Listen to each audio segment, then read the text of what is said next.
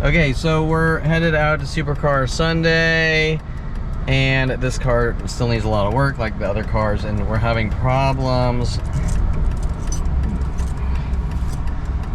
with the mechanics, obviously, even worse than before. It's just progressively, everything, why is this light changing? Everything progressively gets worse and worse and worse and worse with worldwide groups. Hey, do this next thing, everyone help. Do this next thing, everyone help. Do this next thing, everyone help. Do this next thing, everyone help. Do this next thing, everyone help. Okay, so we're going to Supercar Sunday here. This is going to make everyone mad. So much so that, remember that I started getting away from Dr. Steve Levinson, and who followed me with my family, paid off doctors my father's age, right, befriending me, a child rapist befriending me, and then with my family trying to, well, because you're still into cars, but what have I done wrong? Okay, I'm doing the same thing as everyone else. Okay, but we can't have that dialogue because you're imagining it. So dive, because you know what you did. And I don't understand what is going on, right? Okay, well, you don't have a right to breathe. You know, world of paranoia. What is going on, right? Okay, well, you know, if you don't take medication and not do anything social with people and never leave your house, then we're not going to stop hunting you to kill you or eradicate you. Well, I don't understand. Why are you punishing me with a plan of child rapists for no reason? I'm just trying to live my life. I'm 53. You've been doing this for 53 years. Okay, right? Okay. And so, well, you're not allowed to know. World of paranoia. If you don't take the whippings every minute of every day, well, where does the death threat, no relaxing for you nigger, and the emotional whippings minute by minute start? Because I kissed a black girl at 8 years old. That's nice guy's day camp. Well, now you suffer from obsession. Now you suffer from obsession. Now we got, so everything is the same. You bought a candy bar, you suffer from mental illness, we're gonna rid you of the world. You people don't do that. World paranoia, it's your behavior. You hugged a girl 4 seconds to 3 seconds, it's your behavior. You're never allowed to talk to any female again, and we're gonna tell every female to hunt you and kill you. How are they getting people to take part in world of paranoia and we're hunting you to kill you? I don't know, but we do have a dialogue from Debbie Wollman yesterday, who, once again, is trying to, just like my mother and father, is trying to impose her ignorant, arrogant, child rapist views. Hi, my name's Debbie Wollman. You suffer from schizophrenia. You need to be locked away. Huh? Who are you? Your name's Debbie Wollman. I suffer from schizophrenia. Just like that girl, Yuka. You need to be locked away. If you see Kevin, call the police. Kevin's doing all these things. Kevin's crazy. Kevin,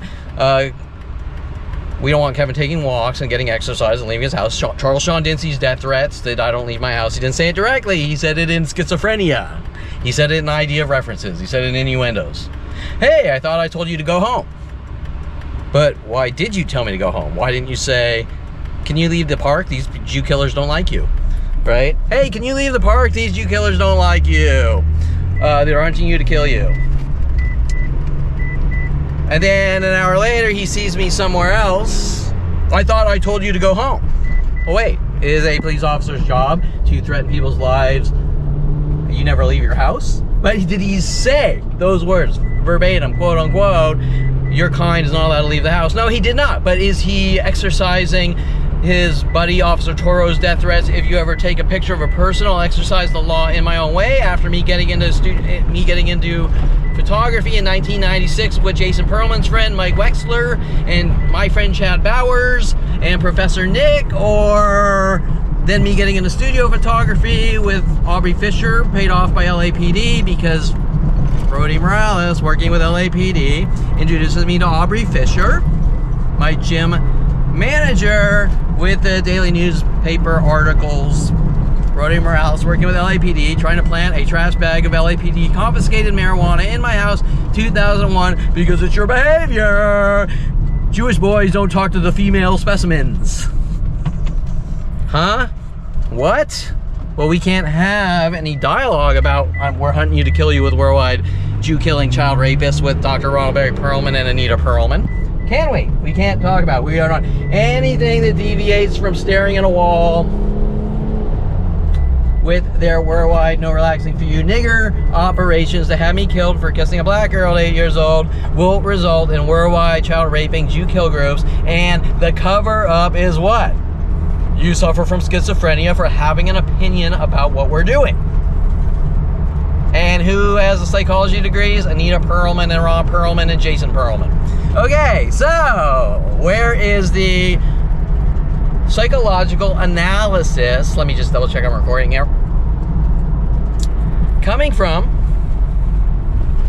okay, did Kevin Perelman say something's wrong, I'm going to go to a therapist and I need help? No, Kevin Perelman never said that. Kevin Perelman was sitting in an office of his company, Signity Services, that Jason Perelman's friend, Mike Huntley, wanted to start. He wanted me to come back from college with Ron Perelman. Kevin, I want you to live in my house for a year. Anita Perelman, you should really go back home and finish your 2 classes in California because I want to fuck you and stop you from getting college degrees. Because I don't want you out making money and having friends and relationships in the future. I want you fucking dead, okay? Because we want you in our hate cage, www.hatecage.com. You never leave your house. Talk to people, have friends, or go to public places or worldwide groups. Will do what I get on video every day doing. Oh, and then we have more police death threats. If you ever get proof of us hunting you to kill you, we're gonna exercise the law in our own way and hunt you and kill you. Okay, so we're here in this Corvettes only, except for Kevin's kind, right? Because it's take care, buddy, take care, it's your behavior, right? Okay, so we're coming here, Supercar Sunday, and we should have some anger and rage. I haven't been here about 5 months, especially by the judicial system and police.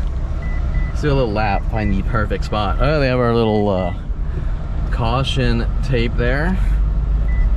Okay, and we should have problems with all these people angry at me because I am a attention seeker with a modified car. But these people aren't, right? These people are completely different animals. Or wait. Are we all doing the same thing? Right? But I bought a Corvette, and people don't buy Corvettes, so you're a criminal. I think I know half these. Well, I know all these people. I don't know them, no. Okay, so I'm gonna turn this camera off for a second and park. And then we're probably gonna, oh shit.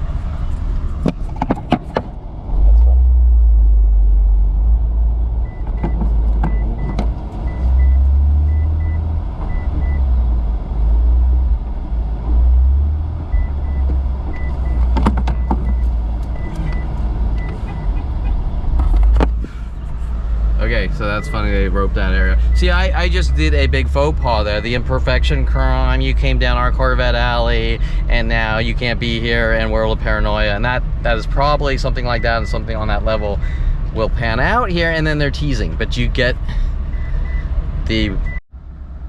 Okay, so before I turn off this engine, I'm gonna rev it a couple times with a high-pitch loose pulley sound. This is hopefully you can hear it. It's kind of difficult sometimes. I got some video isolating it. This is Jiffy Lube's work here for an oil change and brakes.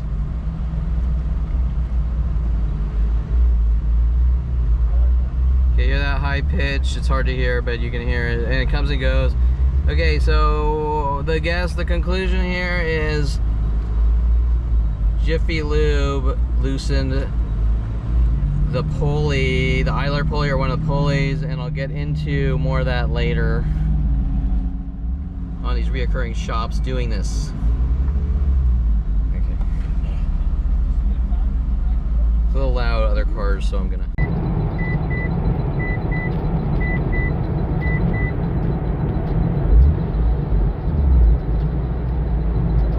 I got one, actually, it's a Canon. Super, thanks for asking. Alright, so we got a little wake up juice here, and we're probably gonna do a video here. I haven't done one of these videos in a long time. It's just exhausting, and obviously everyone tries not to have truthful comments or interactions because they don't want anything truthful coming out, to try to create the appearance of mental illness and make someone look crazy, to alienate and eradicate. That's funny, alienate, right? Alienate. No, okay, so that's the sense of humor side of Kevin Perelman, which is not allowed. We are not allowed to have sense of humor because that's not the way the world works, according to Ronald Barry Perelman. And so therefore that is a crime, which worldwide groups get together and tease, mentally bludgeon someone's skull and then throw in jail over and over, and then try to convince me that it's my fault and I deserve it as punishment. And these punishments have been pretty much daily since 5 years old, with worldwide groups helping and the crazy label cover-ups. I'm going to go into some of the latest activities that are daily for 50 years worldwide. It obviously instantly wasn't worldwide. It exponentially grew based on defamation, slander, libel, or what we call smear campaigns. Correct? What is, to the uneducated out there, what is a smear campaign? It is when people invest insane amounts of money, normally politics, not random civilians walking around trying to go to middle school or elementary school, but people in politics will invest money to smear the other person's name and try to collect as much dirt as possible, or even make up lies and blast out worldwide. Okay, and they invest money for publicity to get that information out and say, you know, don't vote for this guy because he's this, he's that, he did this. That is a smear campaign. But sometimes there are people out there like Kevin Perelman, and they have too much information in their brain, and they might talk about something that someone doesn't want coming to light, and therefore they invest insane, in my case billions and billions of government dollars, with the psychology community to blast out 100,000 lies worldwide. And in my case, because I'm not a public figure, means that I'm being put into a position of a planet of people being told lies about me in secret, basically propaganda. So what happens is the planet's riled up and fear-mongered. I'm not a politician. I'm not running for office. I'm not running for presidency. I don't have Secret Service following around. I don't live in the White House. I don't. Therefore, the situation in itself is out of context, creating the appearance of paranoia, correct? Like, why, if I fly to New Mexico right now, is every person on the airplane and airports and every store I walk into throwing rocks at me because they've been told 50,000 lies about me, and then I'm told from them and everyone else, you're imagining it, nobody knows you. You suffer from paranoia. Mike Huntley's statements, World of Paranoia. And when Mike Huntley reacted in 2001 when I found out, or was finding out, that he was trying to plant a trash bag of marijuana in my house with LAPD's marijuana, with LAPD, because the daily news articles on KevinPerelmanTarget.com is Rody Morales working with LAPD. Remember, Aubrey Fisher was introduced to me by Rody Morales, working with LAPD. Your kind doesn't get into studio photography, but that starts in 1996 with Jason Perelman's friend Mike Wexler. Let's go on a road trip. You're not allowed to take pictures of people. And when he says you're not allowed to take pictures of people, that's not a jokey friend thing. That's a literal, you better do what we tell you or you're a dead man, in methods that make you look crazy, right? Because the methods they're coming after you are not direct. They're not someone showing up with a gun shooting at you saying, well, you did this, confessing to the reason why they're stalking and hunting you. It's met with strangers doing things that make you look crazy, called gaslighting or gang stalking. So that's why it's called gaslighting, to make you look crazy, and at the moment that you find out, well, that's crazy, that could never happen. And that's by design. That is a by design gang stalking operation, and in this case by the police, paid off by my father, because he feels that his 5-year-old, okay, Dr. Ronald Barry Perelman and Anita Perelman are afraid of their 5-year-old, therefore they have the right to hunt him and kill him. Adolf Hitler is afraid of Judaism, or anyone that's different than him. So he has the right to hunt them and exterminate them, and come to their houses and ask for their papers and tote them off to concentration camps or Auschwitz and put bullet holes in their head and put them in and gas them to death in the showers and throw them in pits because he's afraid of them. Therefore, he has the right to do it. That is no different than what my family started with me at 5 years old. We're afraid of you, therefore you need to die, and you're making us do it because we're afraid of you. Well, I can swear there's people I've been afraid of, and I'm like, I don't want anything to do with them, right? Okay, so I'm trying to figure out how to do this.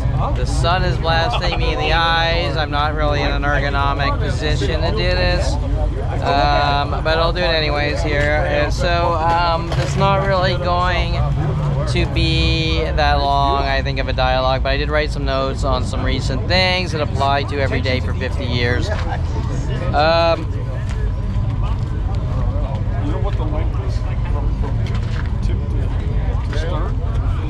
Okay, so the biggest, most recent thing is I was approached by court reporter Debbie Wollman, room 101, Van Nuys Courthouse, who shares the adjoining wall to my place that I own, and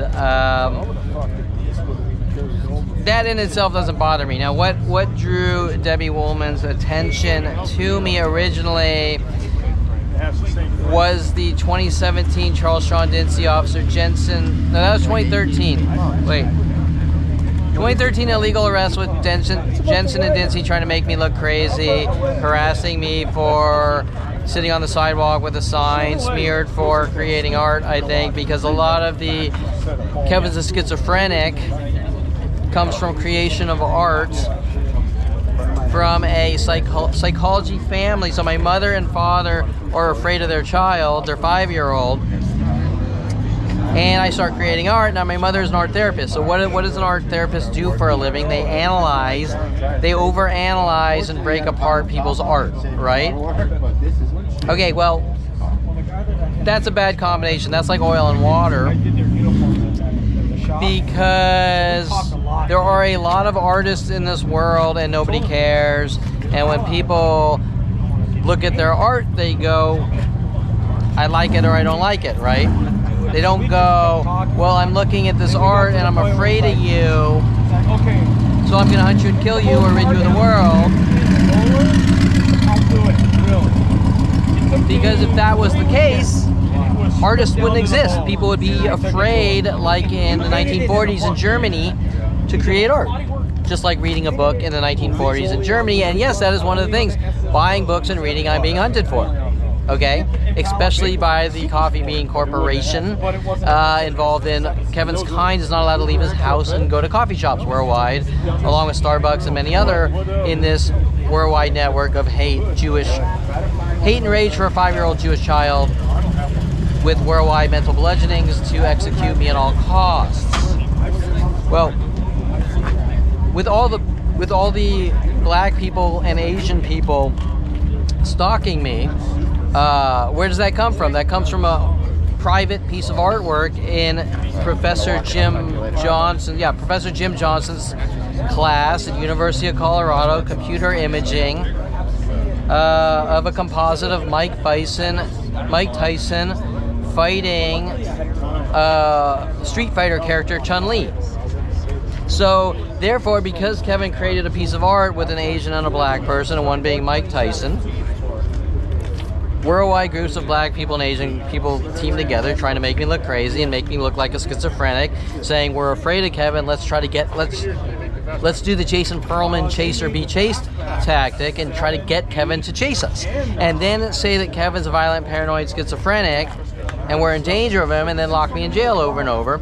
And this tactic has literally been going on daily since 5 years old. And Jason Perelman, when he's going out doing all of his road rage activities, what's he doing? He's trying to get people to chase them, right?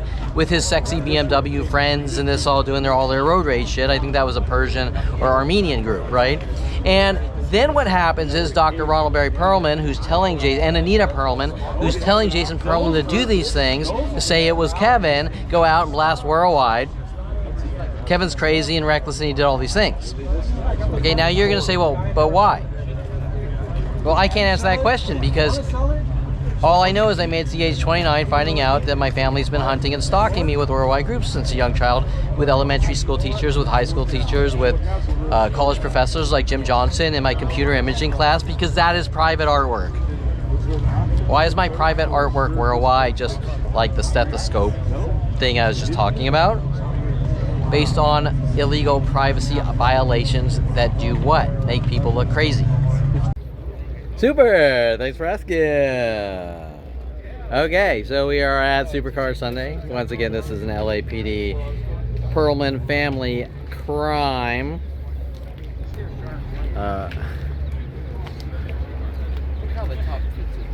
Charles Sean Dincy, Officer Toro. If you ever take a picture of personal exercise, the law in my own way for getting into photography in '96, studio photography, Professor Nick at University of Colorado. My reckless, out of control behavior of liking the car and being part of the car enthusiast, or liking cars, or modifying cars, or working on cars, or taking auto shop classes at 16, or buying a 426 Hemi with Pineapple Joe at Hawaii Racing, and his illegal operations with Dr. Ronald Barry Perelman. Worldwide lies from my father. I stole $10,000 when my father's putting bullet holes in his car, saying I tried to kill or scare him with LAPD, and all sorts of things for the crime of doing what everyone else did. So you're going to ask yourself here about Kevin Perelman's reckless and out of control behavior with Pepe and the Corvette. Now here's the problem, that everyone here is mad at me. Oh, and I'm an attention starved, so I'm seeking attention. I'm an attention goer. But what you're gonna ask yourself, if you're a sane, rational, non-child raping, psychotic murderer, you're gonna ask yourself one single question. Why is Kevin the bad guy? But all these people are not. I'm doing the same exact identical thing as everyone else.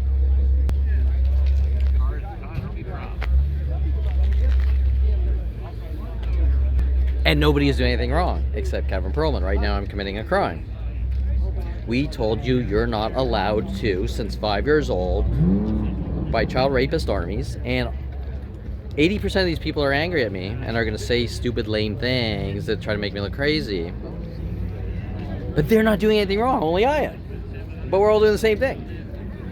And it's with the police, and it's with the government and the psychology community, and Jennifer Pilchick Perelman. We need to deem Kevin as crazy for Jason Perelman's out of control road rage things and 100,000 other things he's doing, saying it was me, with my father telling him to, and all the things my father are paying off people to do, like Rhodey Morales and LAPD and Michael Huntley. World of paranoia. Have a good life now. You're dead. We're hunting you to kill you. And you're gonna ask yourself, well, if you're doing the same exact harmless, identical things as everyone else, why is life okay for them but not Kevin Perelman? And each thing we're gonna over dramatize, we're gonna super dramatize into the end of the world. Example, right now I'm a schizophrenic, says Anita Perelman, and apparently as of yesterday, Debbie Wollman, who sort of seeked me out, not in a stalker way, but in a, hey, I want to talk to you, and then comes, you're schizophrenic, you suffer from mental illness. Hi, I'm Debbie Wollman, you suffer from mental illness. Hi, who are you? Do we have a history? Do we have a... No, but I say you suffer from mental illness because I read your business card and it has the single word world on it, and if it has the single word world on it, then you must be a schizophrenic because nobody writes the word world. Okay, so here we go. I am now a schizophrenic and a doctor. I am now a schizophrenic. I have a stethoscope here, a schizophrenic with a stethoscope. However, if you aren't an uneducated piece of trailer trash shit, you're going to say there's something different about the stethoscope, even though they know what I purchased on the internet, violating privacy. How do they have the private information? I've been asking for 24 years, sitting in an office with Mike Huntley, world of paranoia. Have a good life now. We're using the judicial system against you.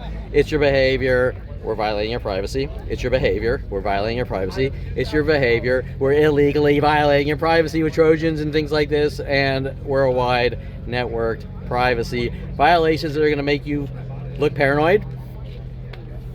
How do they have the private information before the object ever arrives in the mail? How does the post office have the information? How does UPS have the information? How do random people worldwide have the information? Oh, I'm not allowed to say the word world. I'm a schizophrenic. And therefore I have an anal probe stethoscope. Kevin, you think your father, you are, I heard about Sigmund Freud, and you think you're your father and your mother and blah, blah, blah, ha, ha, ha, ha. Oh, but I've never gone to college or even taken a psychology class, and you're schizophrenic. Okay, because you bought a stethoscope. But guess what? Let's peel the onion. Oh, I don't know what that term means because I'm an ignorant piece of trailer trash. Okay, so let's peel the onion. Is that a normal stethoscope? No, it's not. It's an anal probe stethoscope. Actually, it's not. That's a joke. That's one of these things called jokes. But all these people with my family say that sarcasm and jokes are a crime, and people don't do those types of things, just like modifying or buying cars. Okay, because cars are meant to go from point A to point B, and that is it. All right. Well, I don't see that in the world. Kevin, you think differently. You don't know the way the world works. Well, I don't see that happening here. I see that everyone's out living their life, trying to enjoy life the best they can in between making money, because money is a means.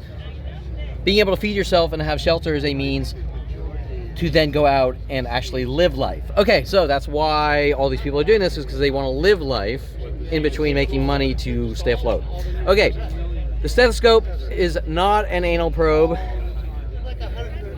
Although half the girls, they're spying on me, 47 billion of them, probably want it to be an anal probe and me to come over. But if I don't know they like me, then they have to hunt me and kill me. Okay, it is not an anal probe. It is for engines, to listen to engine noises like speed rolling, loosening idler pulleys. Actually, that was clank, clank, clank, 100 million decibels, and you knew it instantly. That sounded like someone dropped a fucking wrench in your engine.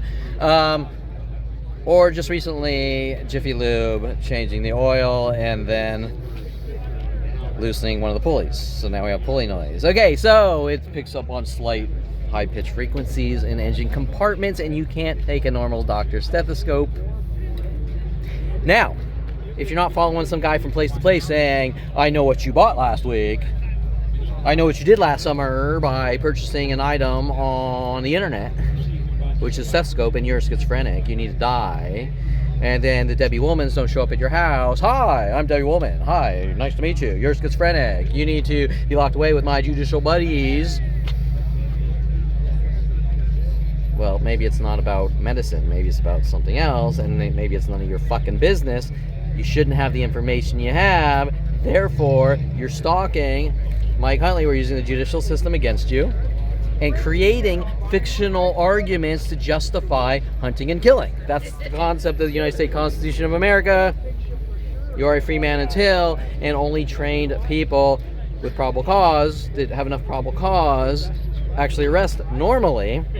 And buying a automotive stethoscope to diagnose a car that they say your kind is not allowed to get into cars, or we're gonna mentally bash your skull in with worldwide groups.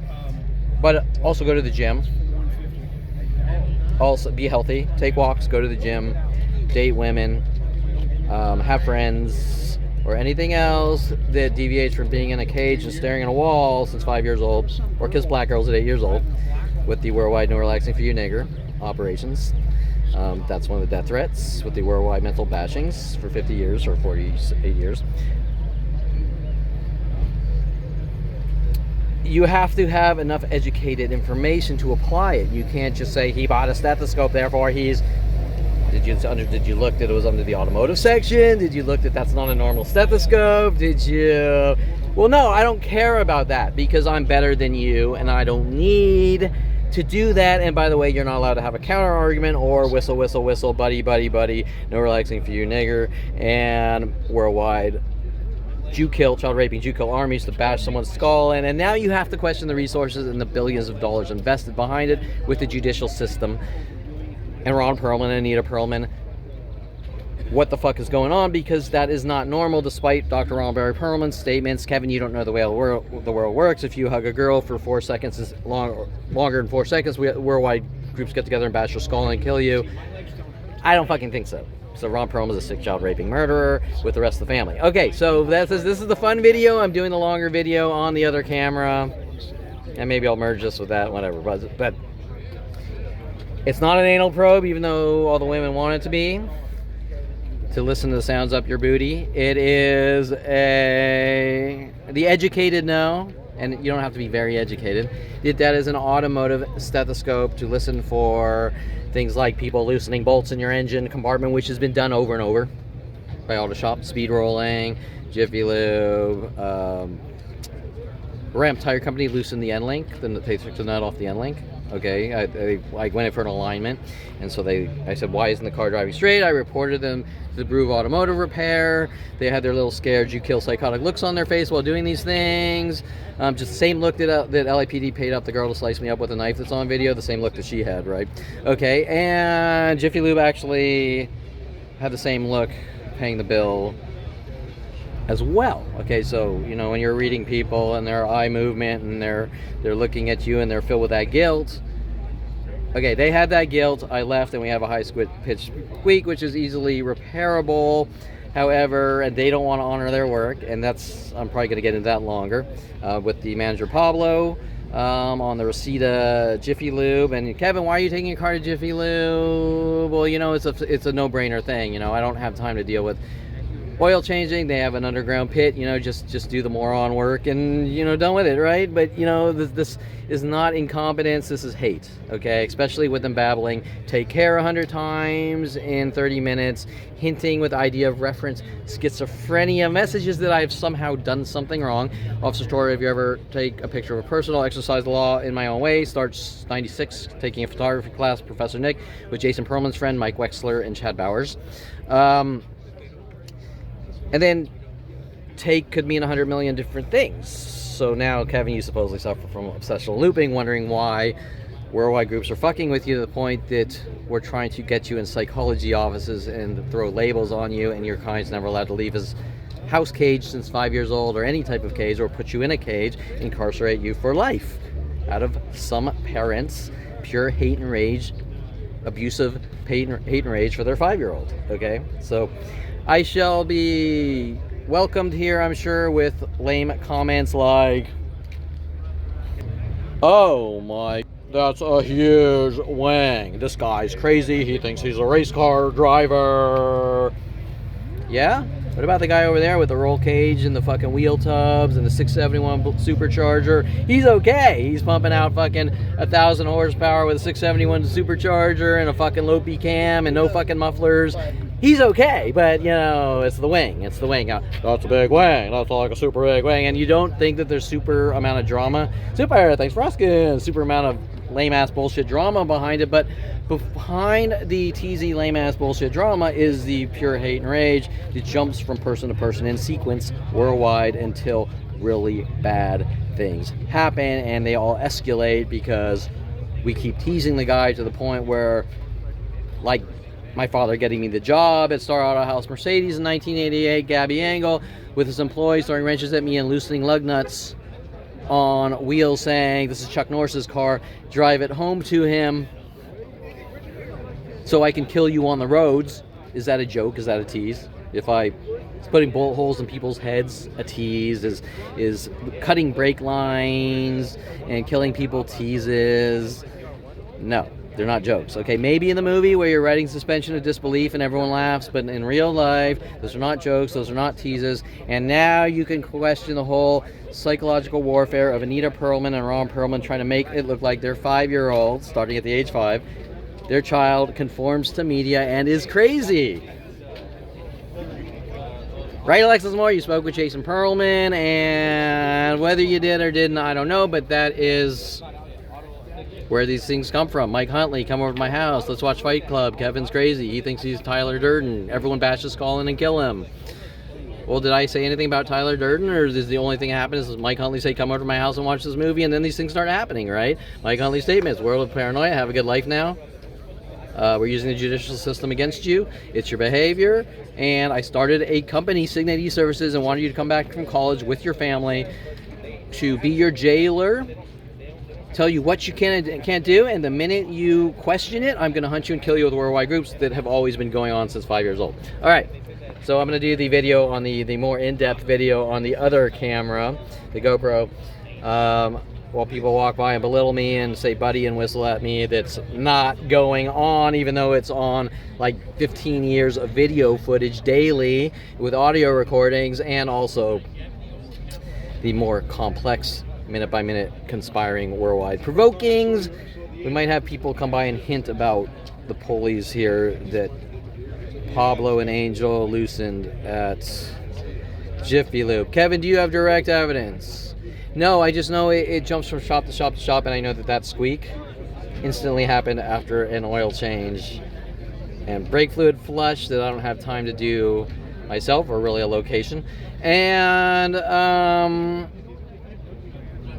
with it happening from shop to shop and the angry take cares, well, Kevin, people say take care. Yeah, not 30 times in 10 minutes with an angry look and an elevated voice level. Take care. Like that, right? Okay, that's not a normal take care. Okay, so what they're doing is, what are they talking about? Are they saying I stole a car? Are they saying I took a photo? Are they saying, well, none of these, well, okay, stealing cars would be a crime, but none of these are. Photography is not a crime, okay? So taking a photography class in 96 shouldn't have a worldwide campaign to kill me, saying if you ever get into photography, and all these things are the same. They start from the very first minute. You took a walk. Why do you take so many walks? You took more than one walk per year. We're hunting with worldwide groups to kill you. You're not allowed to take walks ever again. So I'm not allowed to be healthy. I'm not allowed to go to gyms, take walks, talk to people, have friends, go places, have hobbies. What's that about?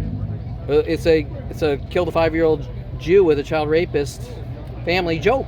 You get it? You get the joke? I'm gonna bash your skull in with crowbars. It's a joke. The bloody brain fragments falling on the ground. It's just a joke. Laugh. Okay, so Ron Perelman. That's the way the world works, except the bash your skull in with a crowbar joke. Okay, right?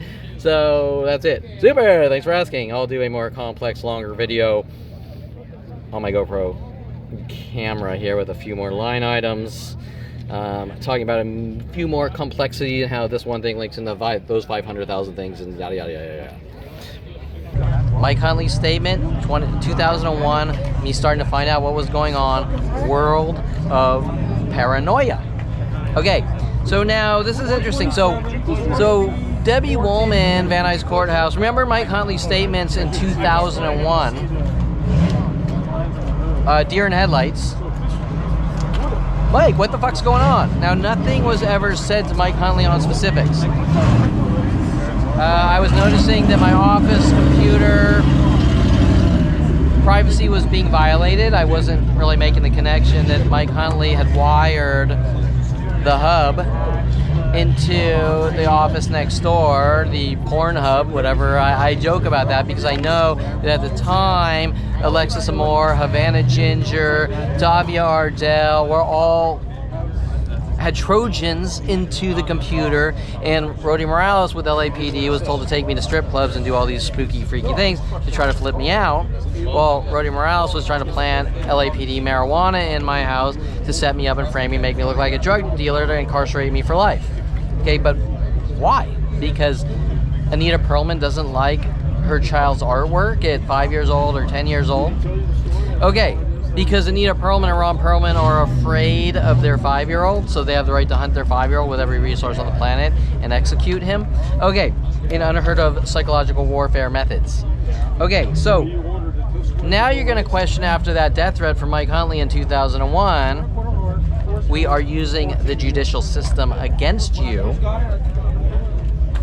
Wow, there's a court reporter sharing the wall to your house, and she's never lived in it, from Van Nuys Courthouse for 26 years? Why is there an empty townhouse adjoining your wall? What's going on? Are they taking the cable modem wiring and splitting it and branching it off so that they can put hacking things in the place next door to violate your privacy, just like my father did in his office at Golden State Sports Medical as well? So my father's obsession to try to get dirt on his 5-year-old daily, to try to justify, I don't trust you, so I'm allowed to hunt you and kill you. or rid you of the world because I think you might, or I think because I'm violating every aspect of your privacy. Okay, well, what does an obsessed murderer do? They follow you from place to place, trying to justify why they're allowed to stalk, hunt, and kill you, correct? Okay, that's the point. That LAPD statements I'm making, worldwide groups hunt me, stalking me to kill or eradicate me. Oh, well, you know, I'm making Eric Christensen in 1991 with Sherry Christensen befriend me and hunt me to kill me because he doesn't like the t-shirt I bought at the Ashland, Oregon store. So he's allowed to hunt me and kill me or eradicate me with San Diego Police Department in 1991 or try to set me up or frame me and then take me to strip clubs, number 1 out of 4 or 5. Because what was Rody Morales' MO? Take me to strip clubs and try to say I'm stalking strippers and porn stars. What was Val Barroso MO in University of Colorado? Same thing. What was Tom Farley's MO? Same thing. Wow, it just shifts from person to person, right? Okay? Try to reinforce the lies that they're intentionally creating and then disseminate them worldwide in a smear campaign. Now, you find out that there's a plan of people that want you dead, but you don't understand what you're seeing, and you start asking questions like, what's going on? Now, that is the psychology community hinge that they know this is eventually going to happen, and it took them 25 years, and you're going to start asking questions. And they're prepared to cover it up with their psychological labeling. So yesterday, I'll jump to point, Debbie Wollman sees me. Now remember that she owns a property adjoining my wall for 26 years. Nobody's ever lived in it. What is going on there that there's so many tangents, like Jason Perelman's death threats in 1988? Me and my friends have a bug in your room and we're listening to everything you do on the radio, trying to sort of flip me out, right? With motive. And it sat for a lot of years. And how is Debbie Wollman connected to Jennifer Pilchick Perelman? We need to deem Kevin as crazy, which is right on my website.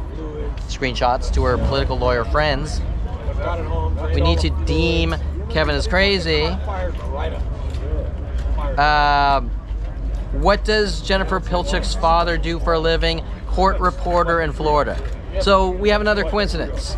We have court reporter in Van Nuys Courthouse involved in something highly illegal.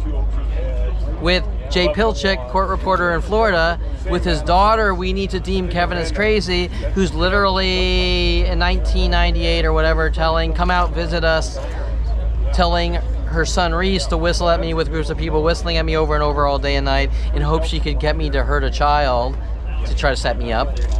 What is Jennifer Pilchick trying to cover up? Well, Jason Perelman's road rage things is one of them, but it's a lot deeper than that. Where did Mike Huntley, when Jason Perelman was threatening my life in 1988, me and my friends are going to put you in a mental institution. Wow, isn't that sort of...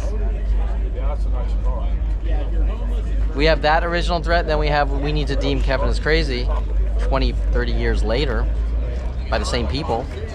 The court reporter father linking to Van Nuys Courthouse. Owning the property, nobody's ever lived in it. What are they doing with the property? Well, you got Wi-Fi hacking, you got... I'm just giving out possibilities. Audio surveillance, Wi-Fi hacking.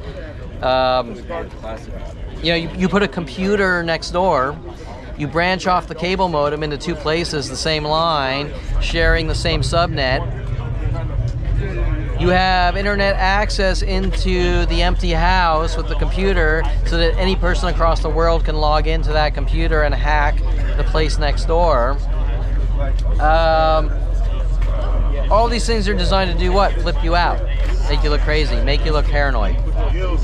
Okay, so yesterday, in a very friendly, non-threatening dialogue, Debbie Wollman approaches me, and she is adamant in the brainwashing. See, this is where things really don't make sense. Hi, Kevin. You know, good to see you, but you know, you do need to admit that you suffer from a little mental illness. Why do I need to admit that I suffer from mental illness. Why is it so important? I asked her, why is it so important? She said about 50 times in about an hour of dialogue, why is it so important that I give you this coerced false confession that I suffer from mental illness? Oh, but you know, you do suffer from mental illness. And I say to her, you know, Debbie, you can't walk up to people you don't know and say you suffer from mental illness. That's not how it works, okay? You can't have an imaginary history that, you know, I was dating this guy and he did all these things and he's crazy, because I have no relationship with Debbie Wollman. As a matter of fact, she approached me a couple months ago and she said, you suffer from mental illness. And I said, who are you? I don't know who you are. Who are you? She's like, good to see you. No hard feelings. What do you mean no hard feelings? Are we in like Bride Wars here in a movie? Because last I checked, that movies are written with suspension of disbelief because so that we watch them. Because we don't want to watch what life is normally like because we fall asleep. Right? Okay, you're watching a movie that's the same as everyday life, you're going to fall asleep, right? But that's why Hollywood writers write in suspension of disbelief. They write in things that are fictional so that you want to watch the movie. Okay, so Debbie Wollman's walking up and she's like, you suffer from mental illness. Who are you? I don't know who you are, but you have a whole history on me, imaginary history, as if we were friends. Okay, so I explained to her, I try to explain to her, Debbie, have you ever heard the term peeling an onion? No, what's that? 390 horse, 426. Well, peeling an onion means that you have to get to know someone before you can actually have an opinion about who they are. You can't just walk up to a random stranger and go, well, you have hair on your arm, therefore you're a psychotic murderer. Right? You didn't shave, so you're a psychotic murderer, you are violent, paranoid, schizo, or... No, it doesn't work that way. You have to base your decisions on life based on fact and logic, and when you're trying to psychologically evaluate someone, which most people don't walk around trying to psychologically evaluate someone, which is the source at 5 years old from the psychology community family and an art therapist mother who's afraid of art or angry and jealous that people's art's better than hers, so she wants to take out revenge every time someone creates a piece of art, right? Okay. So when we're seeing people stalking me saying Kevin's a schizophrenic and thinks he's a Mike Tyson and he's a wife beater and this and that, well, where's that coming from? Well, whoever's supporting the bill here to get those lies worldwide is supporting the bill. But we're not allowed to talk about that. We're not allowed to talk about the defamation and slander and smear campaigns. Well, you know, Kevin just said the word campaign, so now he thinks he's the president of the United States. Okay, so you have to keep things in context. Okay, so Debbie Wollman. First of all, I say, Debbie, what's your background in education in psychology? Where'd you find this? I don't have a background in education in psychology. Have you ever taken any psychology classes? No. And I say, Debbie, you can't walk into a room of quantum physicists and that when you've never taken a math class and start trying to do math. Okay, that's the moral of the story here is dangerously stupid could be one, or having too much information to be dangerous. I'll say it again because the car started up. Having too much information to be dangerous.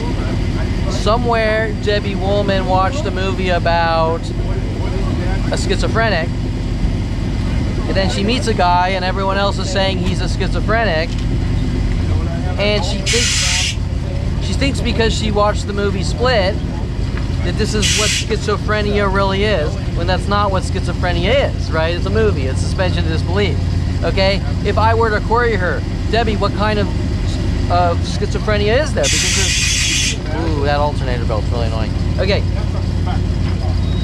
there's different types of schizophrenia, just like there's different types of cancer, just like there's different types of diabetes. Now Debbie Wollman doesn't understand this, or maybe she does, but she's playing stupid. Okay, and to make a long story short, the dialogue was her trying to get me to admit like 50 times but you do have a little mental illness. No, I've had it for like 5 years. Oh, but just finished restoring it last year. But where's she getting the information? Because the information has to be external. Okay? If I walk up to that guy over there and he's angry at me or says you did this or that, which I get daily for the last 24 years, well, that's external information. That's information not coming from me, but it's coming from an outside source. Correct? Called a smear campaign or propaganda, or a way of investing money to get lies to the masses. So I believe eventually I told her, listen, oh, she said you suffer from mental illness, but you're not dangerous. So what she's trying to do is put a cover-up label on what they're doing. They don't want the truth coming out. They destroyed 48 or 53 years of my life, and they need to be held accountable and sued for damages. They don't want, that's the entire point here, is that when LAPD people and worldwide groups are saying you're a snitch and you're a rat, what that really means is we don't want the truth coming out and we don't want to be sued for damages. Now, interesting enough, the sentencing hearing for their illegal arrests and illegal trials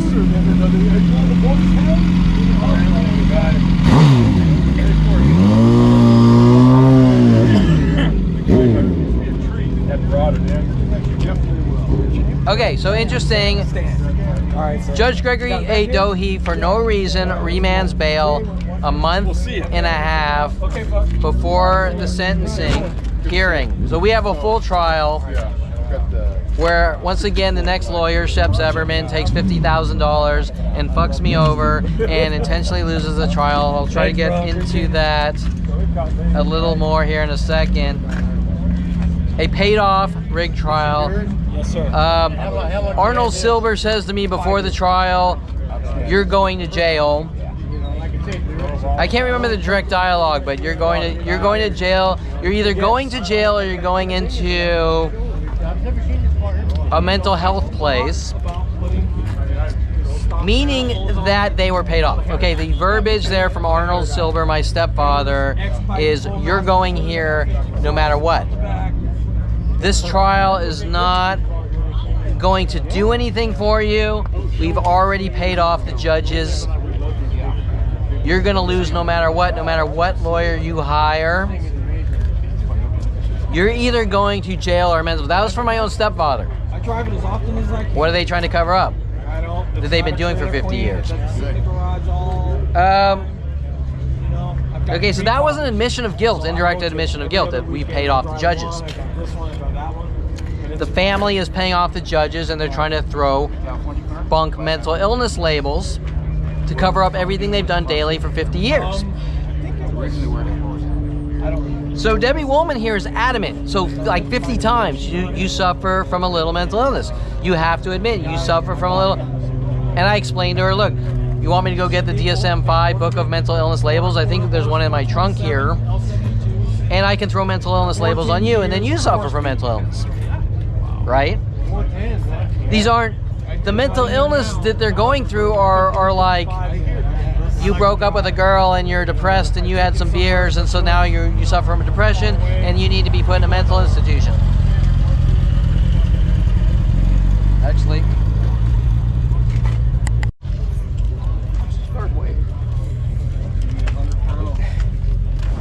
okay, so DSM-5 book of mental psychiatry, book of mental illness labels. Let's do this thing. This guy suffers from minor ADHD. This guy suffers from depression. This guy has obsessional, and there's probably 500 different obsessional. This guy suffers from compulsive whatever. This guy suffers from, see, it's in the book. It's in the book. Well, what did I just do? I did the same thing as the police scanners. Every person has a mental illness label, don't they? Okay, you know what? You take walks at night, you suffer from anxiety.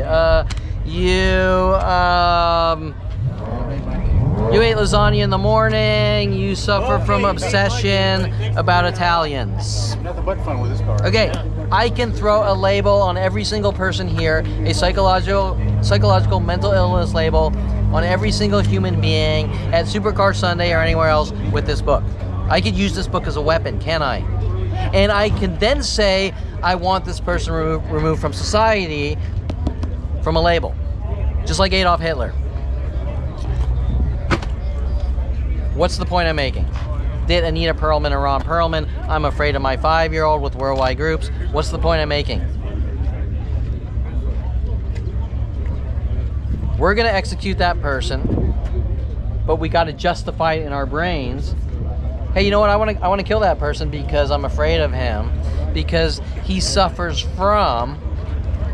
But wait, doesn't the law book state that you're not allowed to kill people and you're not allowed to stalk them and you're not allowed to harass them for any reason? You can't justify committing crimes. You can't, you know what,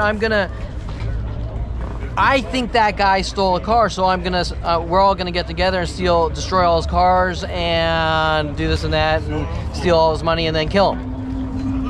So you didn't commit a crime by getting together, trying to kill some guy and destroy all his cars and steal his money?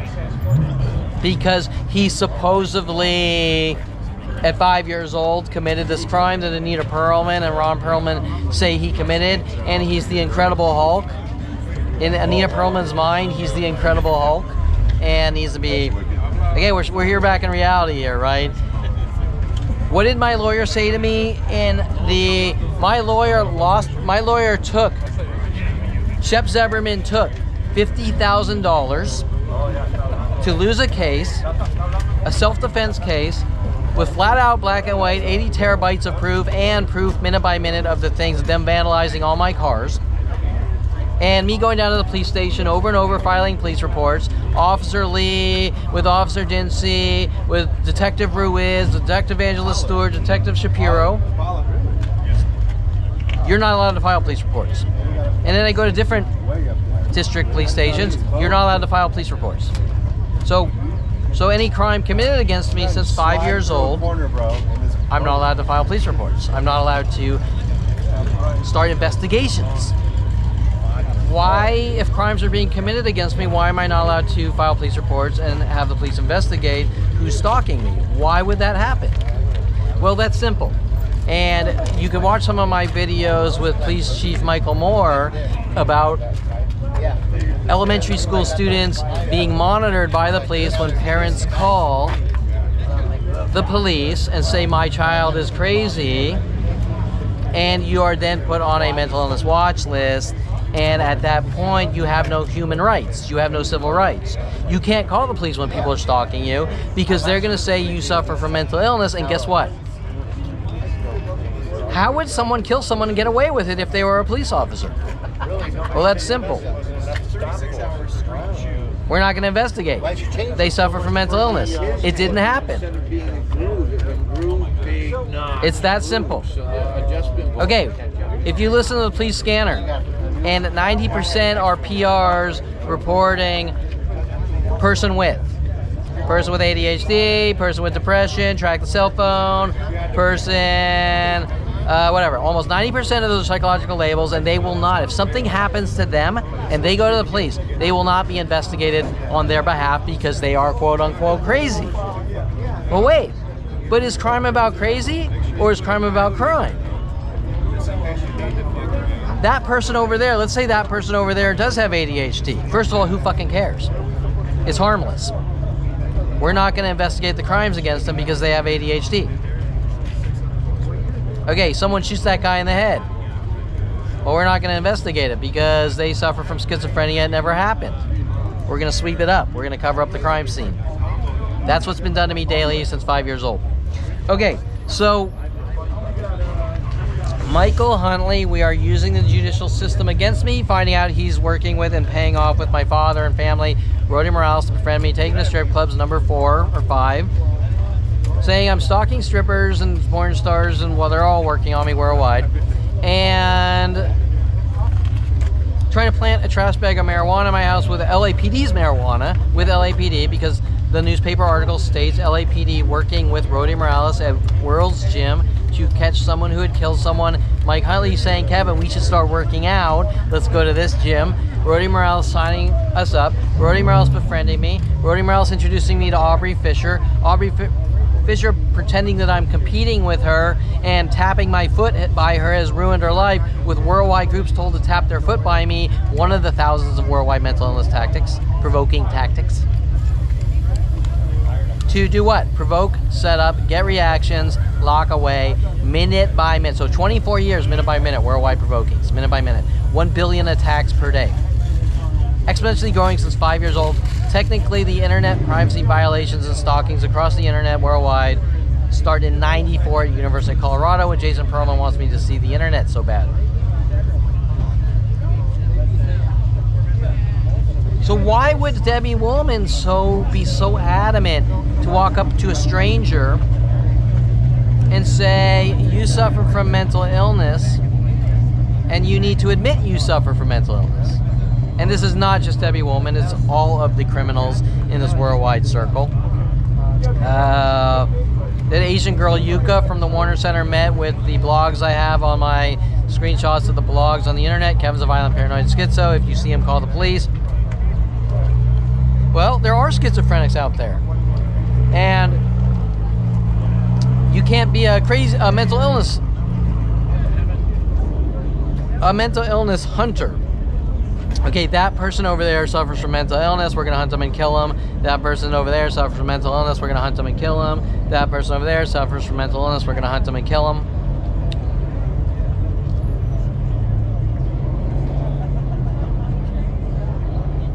Okay, this was the point I wanted to make.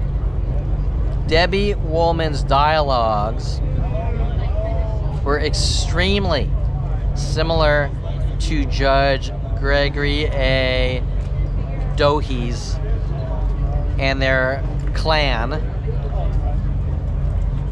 with Stephen Marcus, Eric Harmon, Judge Eric Harmon, Judge Neetu Bottom Smith. What other judges at Van Nuys Courthouse are involved? There might be a Michael R. Armarian, a Armenian judge linked to this Russell Silber guy, and that's an interesting, the guy waiting for me to reverse to do a 50-50 1-mile-per-hour bumper tap, trying to sue, saying I've ruined his life, which coincidentally have the same last names as my stepmother and stepfather, Arnold Silber and Shelley Humphreys, Shelley Russell. Okay,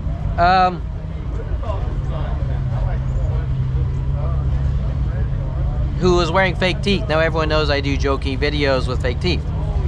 Awfully coincidental, once again, right? That Austin Powers fake teeth. Extremely coincidental. Okay, unheard ofly, like being struck by lightning 50 times in 1 month. Okay, so so where are we at here?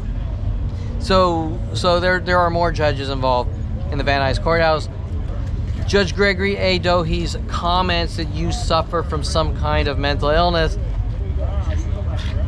What does mental illness have to do with criminal charges of vandalism charges of people vandalizing my cars and trying to set me up with the police? What does mental illness have to do with vandalism and self-defense, because the LAPD won't do anything to protect you when you're being stalked and mobbed by mass groups and they're destroying all your cars and trying to destroy every aspect of you? Why would Shep Zbberman tell me you're not allowed to have a self-defense argument? And okay, so I'm gonna make a long story short here. For $50,000, wouldn't your defense attorney ask you one simple question? Well, what happened? Okay, I'm gonna go into trial. I'm gonna go in trial, and witnesses are gonna show up, and Kevin's a horrible monster, and Kevin's this. What happened? Can you have a debate? Can you debate in court? Can you debate in politics? Can you debate or have a dialogue, pro or con, or for or against, if you don't know the argument? Don't you have to know the argument to debate the argument? Okay, Kevin's coming in a courtroom. The lawyer takes $50,000. He reads the one-sided police reports by criminals like Charles Sean Dinsey and his 45-year Jew hate police clan, their Ku Klux LAPD clan, hunting a 5-year-old Jewish child under the duress of my father and my mother and their hate for their 5-year-old child. And the defense attorney reads the prosecution paperwork and says, we don't need to proceed, I'm gonna throw Kevin in jail. Isn't there an argument on the defense side? Shouldn't the defense attorney say, Kevin, what happened? How can you go to trial if you never asked what happened? Well, I'll give you the video footage. No, we don't want the video footage. We don't care what happened. We don't want the video footage.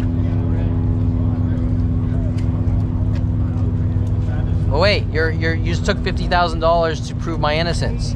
You took $50,000 to show that Dinsey drove over in 2017 and threatened my life for going on the stand with a 1 inch in the red parking ticket. He gave the parking ticket personally when he was a witness on the trial. He is the arresting officer. And Seymour Amster in 2017 refused to show that evidence in court. Okay. So Judge Gregory A. Dohi's dialogues are extremely similar to Debbie Wollman, court reporter Debbie Wollman, who owns the wall, the house, owns the townhouse adjoining my wall, who nobody's ever lived in for 26 years. Is that coincidence? Or is that connected events? You can look it up on the Unethical connected events. And Debbie Wollman, I've only had 3 interactions with. First interaction was at the Van Nuys courthouse. You're not allowed to go to the courthouse and get docket paperwork. Wait, you arrest me, you throw illegal, you falsify police charges, you arrest me, you're trying to mob me to death with worldwide groups. I show up at the courthouse, there's Debbie Wollman on video on YouTube's. You're not allowed to go to the courthouse. Wait, you arrest me, I'm in the middle of a trial, I'm not allowed to go to a courthouse and get docket paperwork. Sound a little strange? The second interaction was a few months ago. Hi, no hard feelings.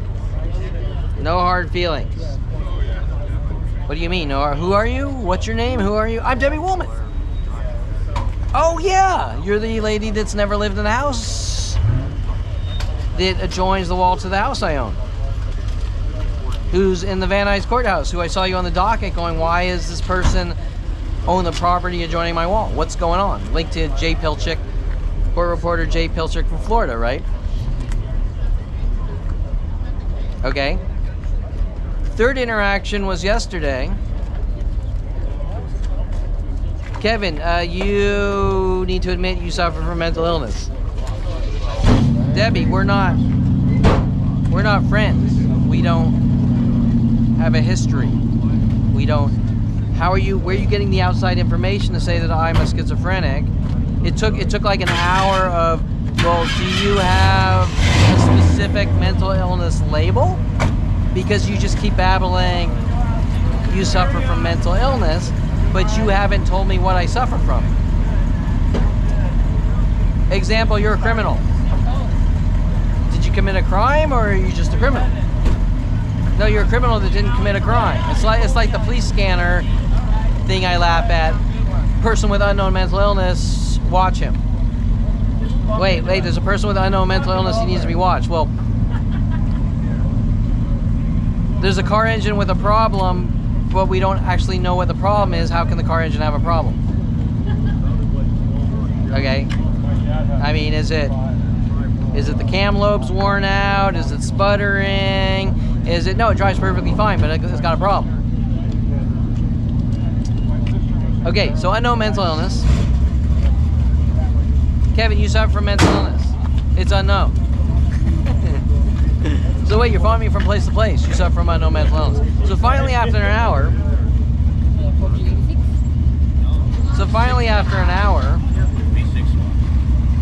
and she's stuttering, schizophrenia. She doesn't want to say it. Why doesn't she want to say it? Because I have the defamation blog of Yuka from the Warner Center Met saying Kevin's a violent, paranoid schizo, and she's going, well, you're not violent, you're not dangerous, you're just a schizophrenic. Okay, based on what? We have no history. Okay, that was loud. Okay, so based on what?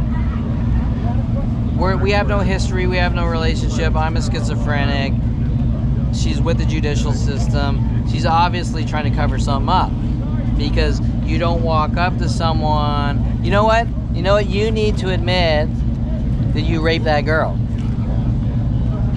No, I didn't. Yeah, no, you need to admit it. Were you there? No. How do you know about, I don't know anything, I just know that you raped a girl and blah, blah, you need to admit it. Okay, well, same thing. It's like, hey, you need to admit that you suffer from mental illness. Why do I need to admit that I suffer from mental illness? And I've proven that every person here has mental illness, right? Do they have to admit it? Am I allowed to walk up to that person over there and say, you need to admit you suffer from mental illness, so I'm gonna keep throwing you in jail and put bunk fake labels on you? And have judges threaten your life saying you need to admit that you suffer from mental illness? There's gotta be something they're trying to cover up, because if I say, that's a blatant fucking lie, and you've destroyed 48 years of my life and kept me in isolation, I want to be fucking compensated, and I want the world to know what you fucking did to my life because you smeared my name worldwide. You think there's something to that, maybe, kind of, sorta? Okay, so the judicial system is covering up their 50-year crimes. And Debbie Wollman proves it, demanding a coerced false confession. And in the end, it's going to be about something so trivial. Yeah, I started pulling my eyebrows. Does that due to your fucking abuse? Does that give you the right to launch worldwide campaigns to kill me? That person, I got depressed when I broke up with my girlfriend. Does that give you the right to hunt me with worldwide groups and hunt me to kill me and destroy my name and reputation worldwide on a smear campaign to get what you want? Now, what does a criminal do? They lie to get what they want, correct? And then they're taking it to the next level. I'm gonna keep punching you in the back of the head until you admit it, or we're gonna kill you. Okay. Good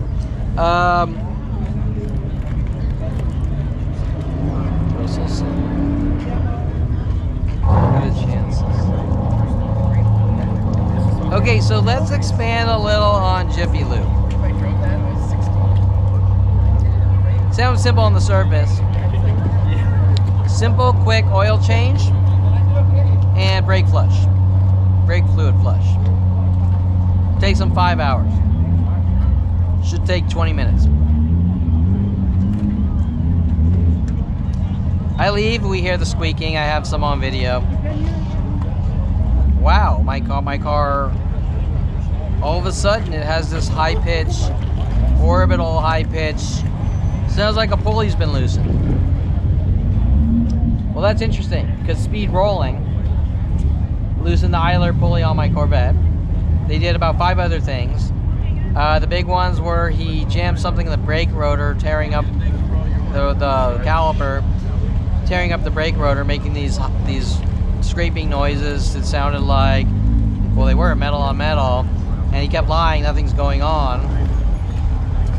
And I kept trying to take the car out of the shop. Okay, it's done, and the idler pulley he loosened must have been like 7 turns, so it was like clank, clank, clank, clank. It wasn't subtle like this. Ram Tire Company, these are all in sequence. Okay, there's not like a once in a while. In sequence. Just like the Buddies and Whistling, in sequence. Ram Tire Company, I went in for alignment. Now that week alone, about 5 shops tried to steal about $6,000 of lies. One lying that transmission fluid was all over the ground. I need a new transmission. Okay, that was R&N Auto or something. All for stupid little simple jobs.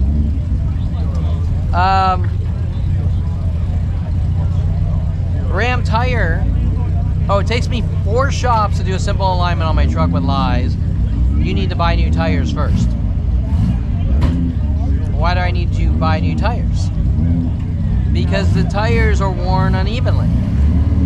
So if you align it, they'll wear evenly. Our alignment machine doesn't work with bigger tires. It's the same Eagle Eye machine that everyone uses or whatever.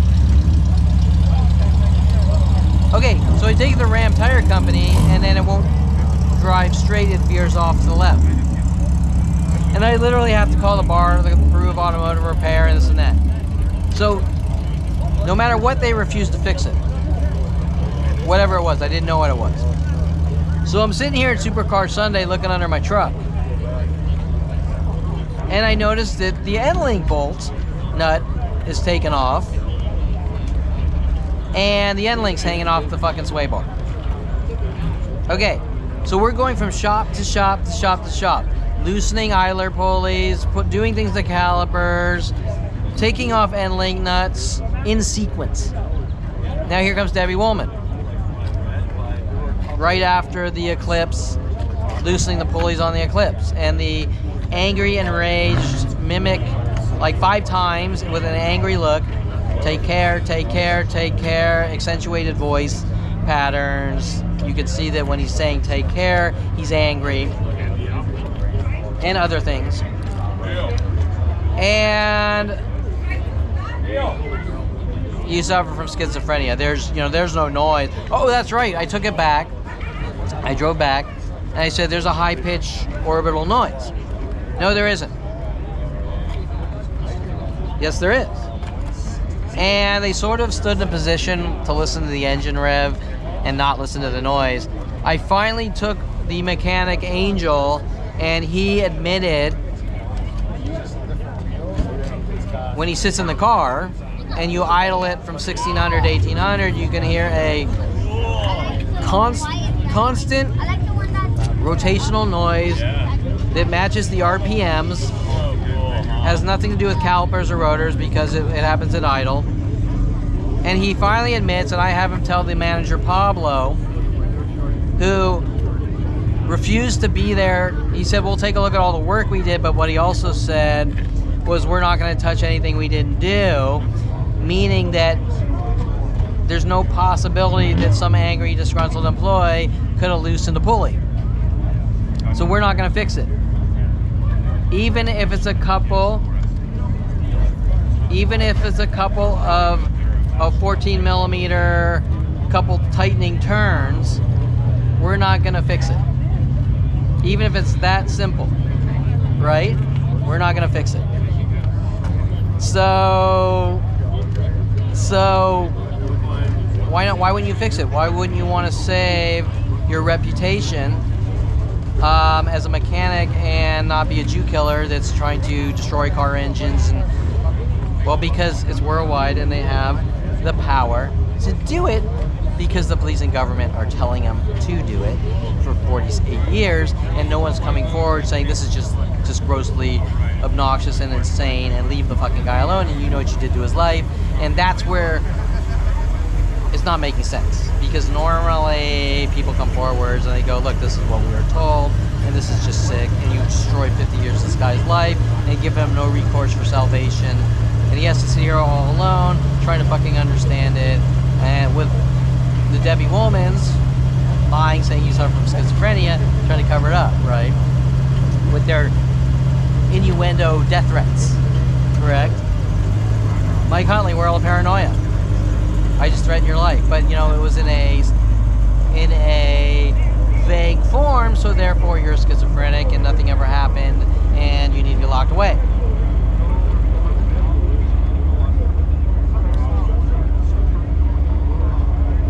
Okay, so this is a what? It's a U.S.-based auto shop conspiracy buying the Corvette. The Corvette is proof. I drove across the U.S. Every mechanic, every person that saw me is on video, audio recorded, going ballistic on me, especially the auto shops, all getting together to destroy the Corvette.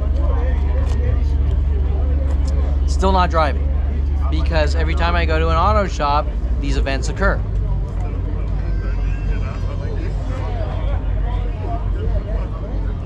Okay, so the last topic here, I'm getting tired. People are going home.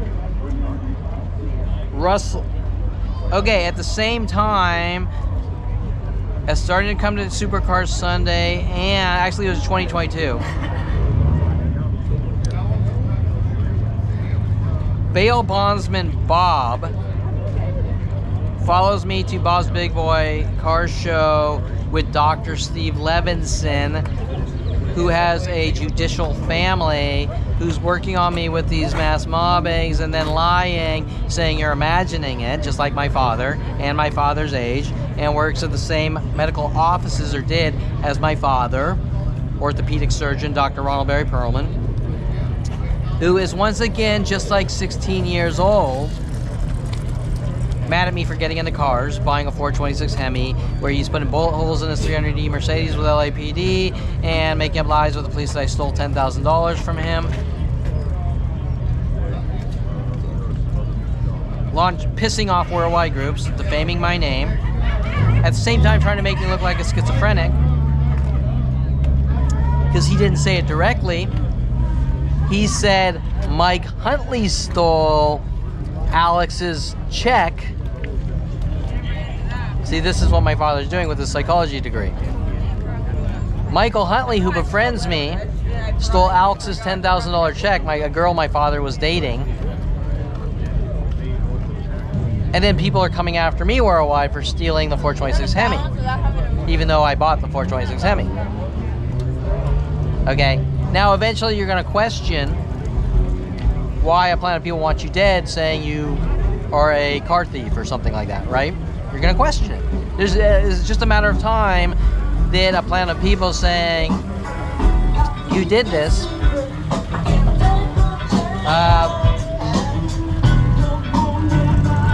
direct or indirect, because not everyone's direct. That's the way the world really works, is some people just lash out in anger and rage, and it keeps happening all day and night, saying you know what you did and you're a car thief or whatever. You have to connect the dots eventually. And at the point that I start connecting the dots and analyzing it, is the point that I suffer from mental illness and need to be locked away. That's by design, out of hate. So, in other words, all these shops are destroying my cars, saying you, hint, hint, you stole a 426 Hemi.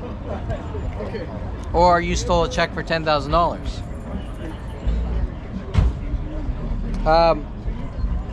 But there's no direct, well, you know, how about you tell me what this is about? No, you're imagining it. Okay, that's by design.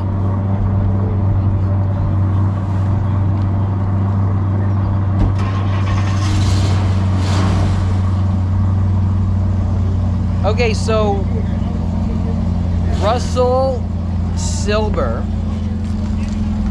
is interesting because coincidentally he has the last name Arnold Silber, my stepfather, and my stepmother Shelley Russell, or at one point Shelley Humphreys, like Paul Humphrey, but Shelley Russell. Okay, follows me to the Ralph supermarket wearing fake teeth. Everyone's seen my videos joking around, being a goofball with fake teeth, like Austin Powers teeth. Like goofy, fake Austin Powers teeth. He follows me to the Ralph's supermarket, which has been stalking me with, you know, worldwide groups and supermarkets since finding out 24 years ago, daily, minute by minute. We have all sorts of things on video. We have death threats from security guards. We have security guard assaults and batteries against me. We have all sorts of things on video. So they have the most to cover up with the police, correct?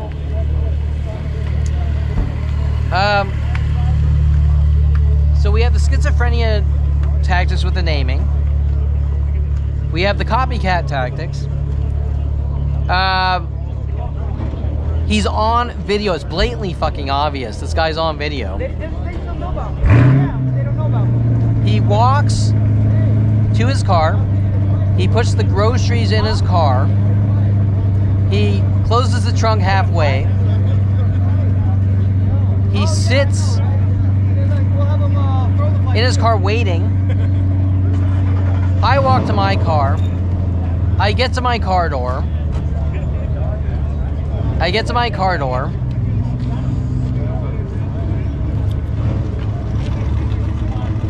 He gets out of his car. He finishes closing the trunk. He sees me start up my car. He starts backing up. I start backing up.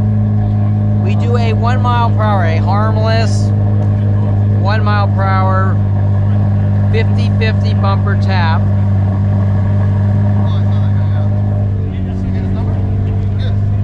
I can't even to this day find on my truck. It took me a magnifying glass to find the blemish on the new paint on my rear truck bumper. He had a cracked tail light and a paint chip.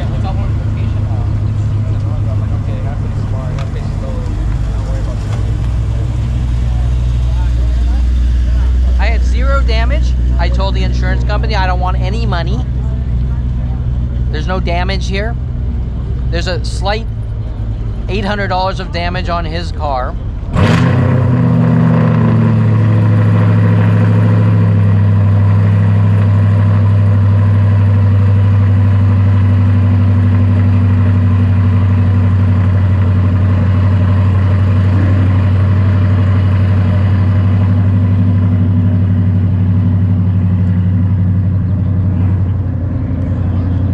Paid like $3,000, okay? Whatever, the insurance companies pad the bills a lot of times. But the point I'm making is he has no reason to complain. Okay, so next thing that happens is USAA Insurance raises the rates on my like $4,000 truck more than my $40,000 Corvette for a 1 mile, the only actual accident, a 1 mile per hour bumper tap. You don't think that USAA is stealing money. And there's all sorts of other things with USAA just like that. Okay, so now this guy gets angry. That's not enough. I want to sue you. He goes out and he hires a personal injury lawyer. Interesting enough, it's going back to Van Nuys Courthouse in the civil courthouse with Judge Michael A. Armerian, which should be sitting there going, you know what, this guy's under complete scrutiny and attack with pure hate and rage. Greg Dohi's finding out. Greg Dohi's going from, I'm giving you, instead of a 150-day sentence, I'm giving you 2 years with half. But wait, once again, did Greg Dohi see the video? No. And is Greg Dohi taking outside things with no proof and using them for justifications and a mass slaughter, while Judge Dohi's lying with the same lies with Debbie Wollman? Kevin suffers from mental illness. But wait, why would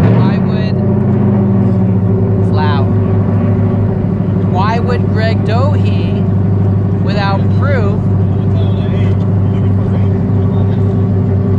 No. Where does Greg Dohi come up with mental illness? These are criminal charges. These aren't mental illness charges. Okay. These events are occurring. Kevin's blatantly obvious that Kevin's innocent. Kevin has proof of his innocence on all events on video. Kevin's not allowed to show the proof. Kevin's not allowed to have a dialogue unless he's all alone on a stand looking crazy.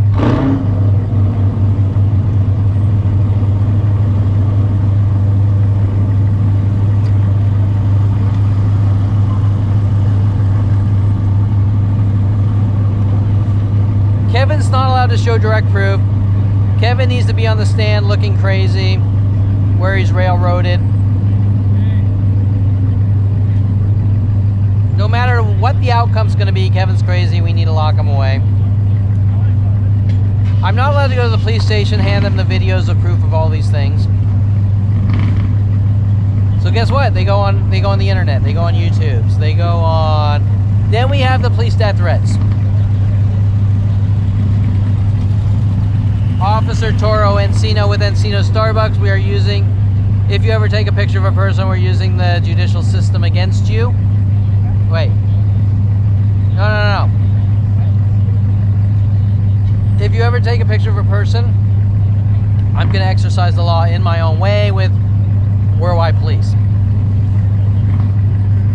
If, Kevin, let me translate. Kevin, if you get proof of crimes against you, we, the police, are going to hunt you. If you get proof of your innocence,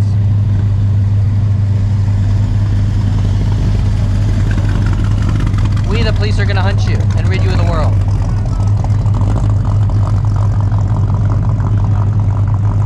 If you ever get proof of your innocence, we, the police, are going to hunt you with worldwide groups. If you don't suffer from mental illness, you need to admit you suffer from mental illness. Debbie Wollman, you suffer from mental illness. You suffer from mental illness. You suffer from mental illness. You need to admit you suffer from mental illness. Why do I have to admit anything? Why can't you just accept me? Right? Hey, I want to be your friend. You need to admit you're a piece of shit. Okay, whatever, right? Why can't you just be a civilized human being? Whoever it might be. Okay, so Russell Silber. By the way, Russell Silber, if you look up... Jesus. If you look up Russell Silber...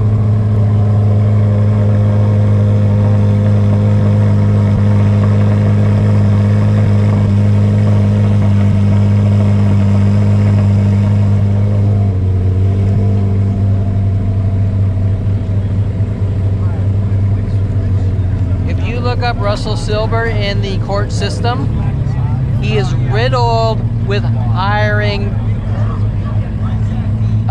personal injury lawyers for other people. Okay, he's suing some guy at Farmers Insurance, he's suing this guy, he's suing that guy, he's got a criminal record a mile long. Okay, right? He's as guilty as shit. Okay. So, but in my life, the police are supporting these people, telling them to do it to me as well. Okay, so what is this?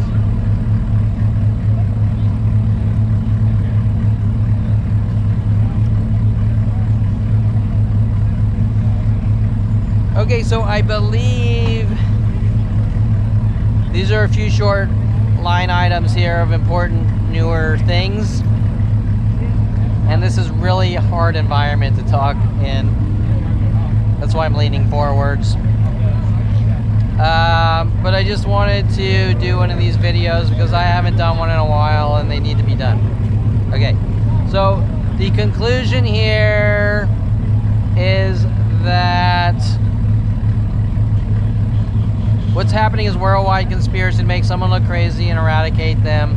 And then they want cover-up mental illness labels to own as a slave and get away with a 50-year crime that really hasn't stopped, correct? Their 50-year murder operations still going on today on almost every human interaction worldwide. Pure hate and rage, leaving me in isolation to a planet of hate for a 5-year-old Jewish child from a psychotic murdering family. So I'm going to end it there. I'm tired. I'm going to relax. And then, super, thanks for asking. So that's pretty much it. And I did the stethoscope thing, and then to give you a example of their, not my, their behaviors and their justifications to stalk, hunt, kill, and eradicate, how they're trying to justify it. Well, you're a schizophrenic because you bought a stethoscope. You think you're a doctor. Okay, well, is it possible it could be used for something else? it'll then jump from thing to thing, minute by minute for 50 years like that. Okay, the end. Okay, so I have to sort of organize videos. So I forgot one thing. So first of all, I took my little stethoscope thing here, my little stethoscope thing here, and I put it on the idler, all the pulleys. The idler pulley. There is a extremely loose, smaller. There's two idler pulleys. The bigger one, it shows a wobble, so they probably loosen both. It shows, if you look at it, it's going like this. But the smaller idler pulley, like the supercharger pulley in the Corvette, that he obviously like 5 to 7 turns, just all the way, and it's going clank, clank, clank, clank, clank, like did someone drop a fucking bolt in the fucking carburetor or in the injector, right? Okay, so there's a big, if you listen to the stethoscope on the smaller idler pulley, it's you can hear and you can see it too visually. It's going like, okay, so obviously they loosen those nuts. Okay, is there a possibility, Kevin, is there a possibility that your idler pulley's old and the bearing's bad? Sure, there is a possibility, but it started at the exact identical time. And technically, if I recall, I think when I changed the timing belt, I had new idler pulleys, and that wasn't that long ago. Okay, so we did all the timing belts and things like that, and Kesey Automotive, and I handed them idler pulleys and new ones, right? Okay, so I mean, chances are that the idler pulley is probably fine, and they loosened it. And there's one more thing I almost forgot. So I was an hour prior at Azteca, where they were putting on, I handed him new rotors and brake pads, and he put on the rotors and brake pads. But what he did was he took this off. I know this is sort of a mess, but he took this mount off for some reason at Azteca, and he laid it down like that. Okay, now I don't know why I did it, but I'm gonna pop it back on. Okay, now interesting enough, when I picked up my car from Jiffy Lube, it took 5 hours for an oil change and caliper, or a brake flush, fluid flush. Guess what? They took this off and did the same thing. Then I leave, then the high pitch pulley. Okay, so you know, people take phone things off in sequence, just like the man tactic, just like the bro tactic, just like the how's it going tactic after I was trying to be friendly to a coffee bean employee, like, hi, how's it going? You know, oh, you threatened my life, you're schizophrenic, everyone worldwide kill him. Oh, you're supposedly masturbating in our bathroom, but you're also supposedly masturbating in Starbucks bathrooms too, and you're not allowed at any coffee shop worldwide. And you don't tell anyone, or we have security guard John Paul Naranjo punch you 7 times in the back of the head, trying to threaten your life and kill you and silence you with LAPD. Right? But I thought it was about schizophrenia 10 minutes ago. And then I thought it was about obsession 10 minutes ago, before that. And then I thought it's your car thief before that. And I thought it's you kidnapped someone. There was a black guy at a Starbucks said, hey, you see that guy? He was kidnapped, and then he kidnapped someone. And when I told him, don't listen to him, he's a fucking liar, you know, you don't fucking talk. Okay, then come the people walking by whistling, and you don't fucking talk. Okay, so, but Debbie Wollman says it's a figment of my imagination. Even the things on video, like girls trying to slice me up with knives. And I have 80 to 90 terabytes of daily provokings, harassments. I bought a Corvette in Pennsylvania, drove across the U.S. Not 1 minute went by, or verbal harassments, or clothing color harassments, or like 3 hotels or 4 hotels, I can't remember, in a few days, tried to steal my money and say that I didn't pay for my room from hotel to hotel to hotel in Denver. Oh, well, these are, you know, this is the way the world works. And yet, if you take one day of my life and apply it to your entire life, you'll be like, I've never seen one of these things. Okay, like not these situations. And yet, I can have 15 in one day, no matter where I am worldwide. Oh, but I said the word world, so now we're not going to actually base anything on fact and physics and logic and situations. You said the word world, and therefore you're crazy and a schizophrenic, and we're going to bypass all fact and logic and truth to get what we want. What does a criminal do, whether they're wearing a police badge or a judge's gown? Who's a criminal? They say what they need to say to get what they want. They don't care about right or wrong.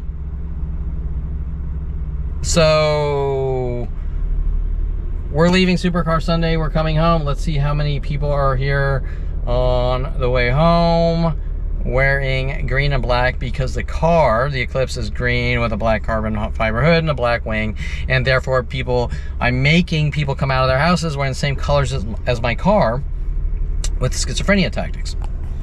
Okay, so let's see what we see, and then we can also know, because they've been doing red car groupings, red truck, their hood open, red car, they like to do a cross, second red pickup here, so it looks like we'll probably have our car groupings as well as anger for me leaving my house. We have a green and black here with the kid. We have red car here, so we have a good amount of 2 whites together there, the 2 whites pattern, 2 whites together here, 3 whites together here that I'm imagining, or it's normal behavior, but it is not. It's coordinated and strategic in nature and systematic. It is systematically impossible for me to get the things I get. Green and black there every day. So green and black there. And this is the anger group. But your kind left the house since 5 years old. We're going to exterminate you and rid you of the world no matter what it takes. Okay, with unlimited worldwide resources. Green and black over here.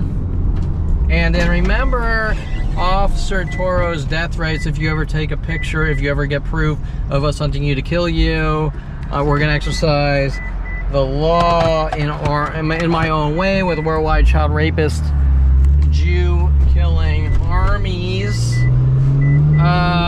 saying that you don't get proof of us hunting you to kill you.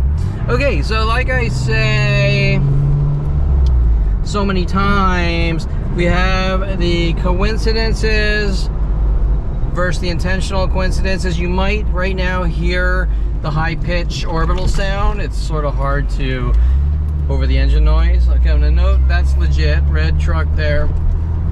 Red truck here with hood up, maybe, maybe not, but he's across. They do that a lot. Red on this side, red on that side. Green and black over here. This is the You Left Your House anger crew. No relaxing for you nigger group. Green and black there. That's the black death threat from the black community. It's because we're competing. I'm competing with thin air.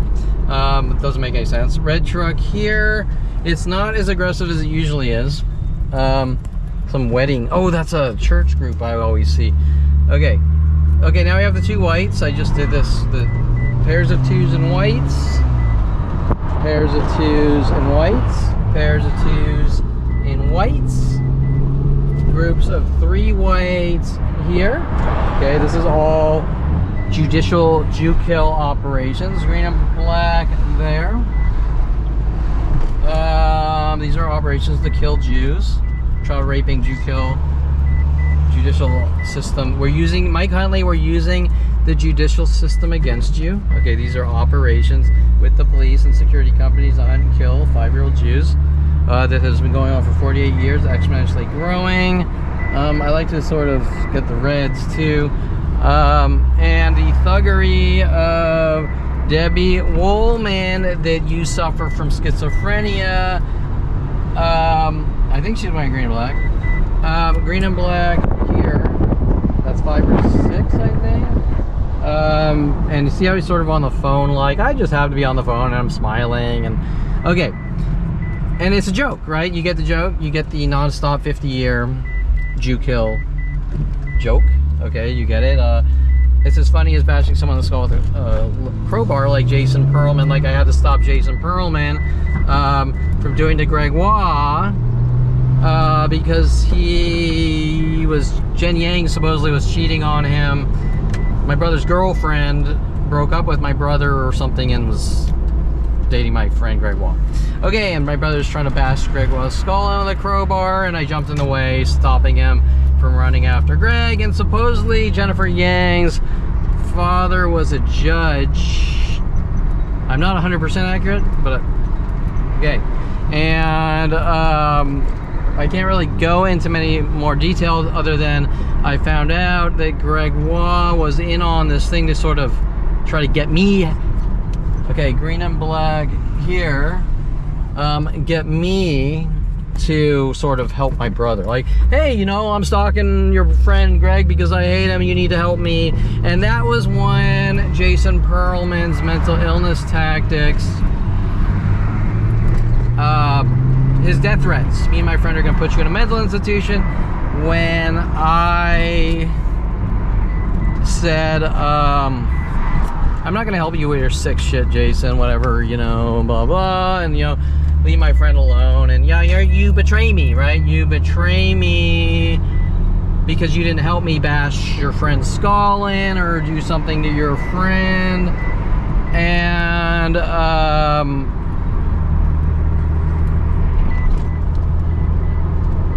that's when I realized, I was sort of pointing out this, noticing the spread reds. That's one of the tactics. They all sort of show up. Okay, they all show up at the same time. He has a 3 on the back of his shirt there.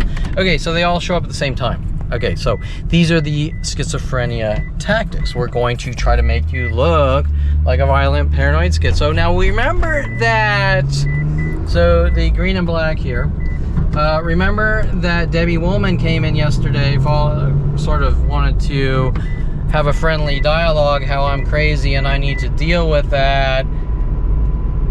And I explained to her that you don't know me, you can't walk up to people demanding they admit to something that's not true. You can't force people into, of course, false confessions. And if someone in the judicial system linked to LAC, DMH, and things like that is demanding that you bow down to the oppression and thuggery and worldwide murder operations to kill me and make me look crazy and kill me, then she's guilty.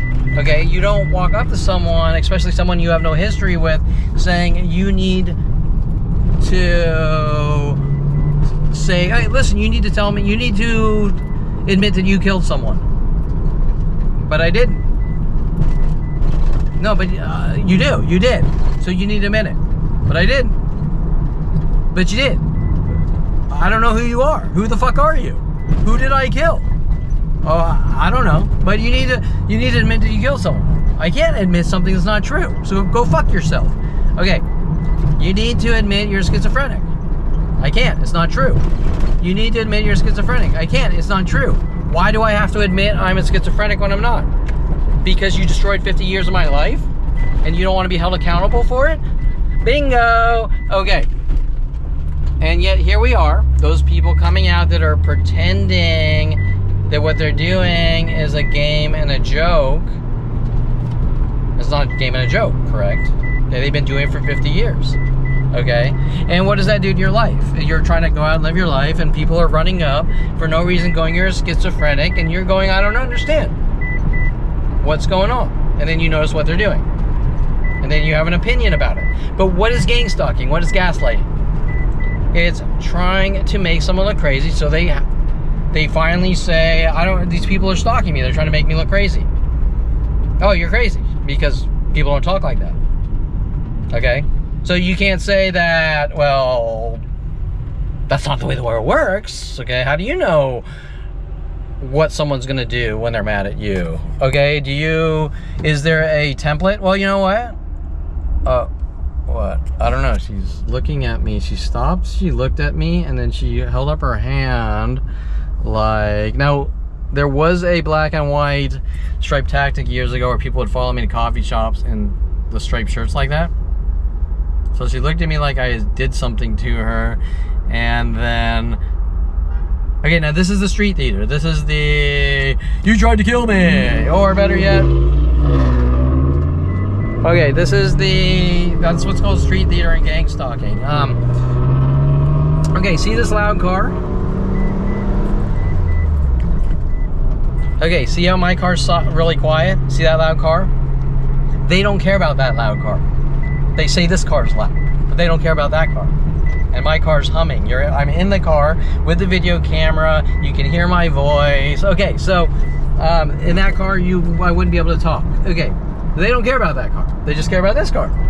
Okay, so everything is the same. Everyone's allowed to go out and live their life. This is what's called street theater. Okay, we're having angry groups probably coming out. You know, Kevin, you went out and did something positive and we're angry. And you don't leave your house with Charles Sean Dinsey and his Jew hate rage. You don't leave your concentration camp cage because we hate your kind. You dirty Jews need to die. However, it starts from Anita Perelman and Ron Perelman, paying off Mike Huntley and LAPD and World of Paranoia, death threats. And okay, so everything we're seeing is World of Paranoia. And then you have to admit you're schizophrenic when I'm not. And this schizophrenia magically starts from me sitting in an office going, something's not right. I'm getting death threats from strippers named Bentley. You'll get yours. And Mike Huntley, World of Paranoia. Have a good life now. We're using the judicial system against you. Well, you know, you're schizophrenic. He didn't say that. Oh, yeah, you know what? And, I don't know, who's the latest person that got killed or something. It didn't happen, right? Even though there's video evidence and news footage of it. Okay, right? Anyone can say anything, but the reality is that